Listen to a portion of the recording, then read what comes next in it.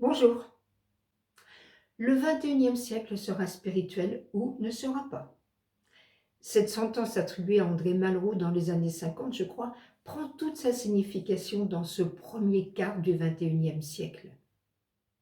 Nous avons pu constater que les populations dirigées tour à tour par les pouvoirs religieux puis les pouvoirs politiques, ça n'a jamais marché. Ne serait-il pas grand temps d'explorer cette piste spirituelle qui est tout simplement de se reconnecter à soi, aux autres et à la nature, c'est-à-dire de retrouver tous les liens qui nous unissent tous. C'est ce que propose le paradisme non évocateur, avec sa racine paradis. En fait, c'est le nom qu'a donné Raël à un modèle de société indiqué par le représentant d'une civilisation extraterrestre qui, je le rappelle, avec leurs 25 000 ans d'avance sur nous, ont créé toute forme de vie sur Terre et qui ont expérimenté ce modèle de société sur leur planète. En fait, dans les messages qu'ils nous ont transmis, qu'ils ont transmis à Raël et destinés à l'ensemble de notre humanité, il est précisé qu'en fait, ils ont connu ces mêmes types de problèmes que nous connaissons aujourd'hui et que c'est ce qui leur a permis de s'en sortir et de vivre dans un monde paradisiaque. Et ceci en développant leur niveau de sagesse, leur niveau de conscience, qui se concrétise par un amour inconditionnel, c'est-à-dire une attitude bienveillante envers chaque individu, chaque être vivant. La valeur socle sur laquelle repose le paradisme est donc l'amour inconditionnel. Comme le dit Don Miguel Ruiz, l'auteur des Accords Toltec, l'amour est l'expression suprême de la vie. Et c'est le fonctionnement naturel de l'être humain. La science l'a prouvé. Qu'on est fait pour aimer, créer, s'épanouir, aider. Rien qu'en France, 82% de la population française aurait travaillé au moins une fois dans sa vie en tant que bénévole. Le deuxième pilier du paradisme vient concrétiser cette voie possible et souhaitable en proposant que tous les progrès scientifiques et technologiques soient au service de l'être humain pour le libérer et non plus pour l'aliéner et le détruire comme c'est le cas aujourd'hui. Et ceci est possible.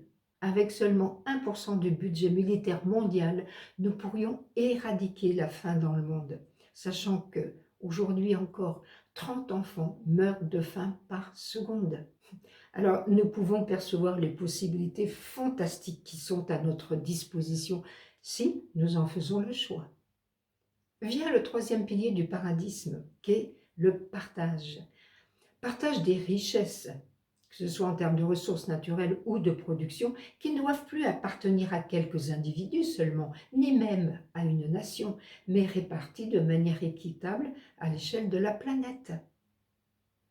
Et s'ajoute à cela une allocation universelle de bien-être, grâce à une reconversion des budgets militaires et des infrastructures très lourdes de notre fonctionnement actuel. Une allocation universelle de bien-être du premier jour au dernier jour de la vie de chaque individu, et ce, sans contrepartie. Afin que chaque être humain retrouve toute sa souveraineté, il n'a plus à être dominé par un pouvoir que quelques individus se sont octroyés, mais guidé par un collège de génies dans leurs domaines respectifs et animé par des valeurs profondément humanitaristes pour s'assurer que tout est pensé, créé, conçu pour le bien-être, le confort, l'épanouissement de chaque individu. C'est le quatrième pilier du paradisme. Et le cinquième et dernier pilier du paradisme, c'est tout simplement l'objectif de ce mode de fonctionnement qui est le bonheur à l'échelle individuelle et à l'échelle collective. En fait, il s'agit d'une politique spirituelle et d'une spiritualité politique, pour reprendre les termes d'Abdenour Bidar, ce docteur en philosophie et auteur de nombreux ouvrages dont les tisserands, d'où cette expression est tirée. Comme il le dit lui-même, nous ne pouvons plus nous permettre de dissocier ces deux types d'engagement.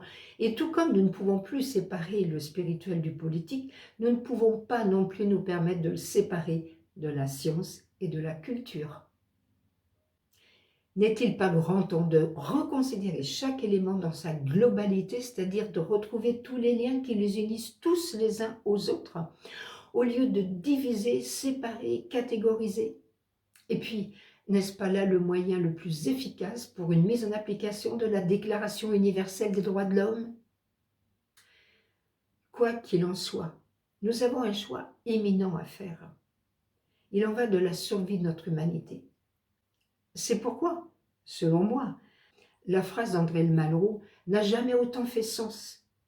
Le XXIe siècle sera spirituel ou ne sera pas.